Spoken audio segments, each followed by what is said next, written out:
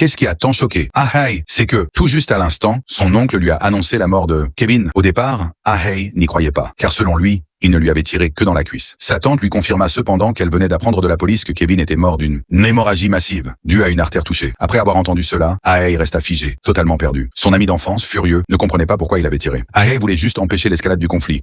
Mais maintenant, la situation s'était transformée en affaire de meurtre. Son oncle lui proposa donc de se cacher quelque temps, et leur activité commerciale dut être temporairement mise en pause. Tard dans la nuit, Ah-Hei retourna chez lui. Avant de partir, il voulait voir une dernière fois sa mère. Mais à ce moment-là, la police frappa à la porte. Ah-Hei voulut fuir, mais la maison était déjà encerclée. Il fut donc arrêté et jeté en prison. Ce qu'il vécut derrière les barreaux provoqua chez lui une nouvelle transformation. La violence omniprésente dans cet univers carcéral fut pour lui une leçon brutale. Dès le premier jour, on lui vola ses chaussures, et il dut dormir recroquevillé dans un coin. À cause des faux papiers, le juge refusa sa demande de libération sous caution. Pire encore, il tomba sur une vieille connaissance mal intentionnée. L'homme fit mine de l'accueillir chaleureusement, mais la nuit venue, il le passa à tabac, avec d'autres détenus. Le lendemain, son oncle et son ami vinrent lui rendre visite. En voyant Ah-Hei défiguré, tous deux furent bouleversés et en colère. Le soir même, alors que les détenus s'apprêtaient à le frapper de nouveau, un autre prisonnier, à bout d'humiliation, répondit, ce qui détourna l'attention et permit à Ah-Hei d'échapper au passage à tabac. C'est alors qu'il comprit. Il ne pouvait plus se permettre d'être faible ici. En revoyant celui qui lui avait volé ses chaussures, Ah-Hei prit les devants et lui donna un coup de poing. Il récupéra ainsi ses baskets blanches qui lui appartenaient à l'origine, mais fut aussitôt placé en isolement disciplinaire. Quand il en ressortit, la peur avait disparu de son regard. Face à ceux qui l'avaient frappé auparavant, il ne recula pas d'un pas. Au contraire,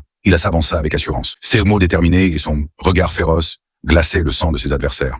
C'est à partir de ce moment que le jeune, Ah-Hei naïf et pur, avait laissé place à un homme endurci. Par la suite, Ah-Hei contacta sa tante pour qu'elle Uzige, le frère à la barbe. Cela marqua une nouvelle détermination dans le regard d'Ah-Hei. Même s'il ne connaissait pas l'identité exacte de Uzige, il savait, après l'épisode de la blessure, que cet homme n'était pas ordinaire. La seule façon de régler l'affaire, c'était de faire disparaître le témoignage de la témoin oculaire, Xiaomei. Uzige retrouva donc Xiaomei, et en lui promettant de démanteler tout le réseau de trafiquants, il la convainquit de retirer sa déposition. Grâce à cela, Ah-Hei fut libéré. Mais désormais, il n'était plus le même jeune impulsif qui traînait dans les rues. Peu importe qui était qui, il commençait à comprendre l'identité réelle de Uzige. Je ne pense pas que notre Mr. Red Thompson soit juste un trafiquant de drogue. Je pense qu'il travaille pour le gouvernement.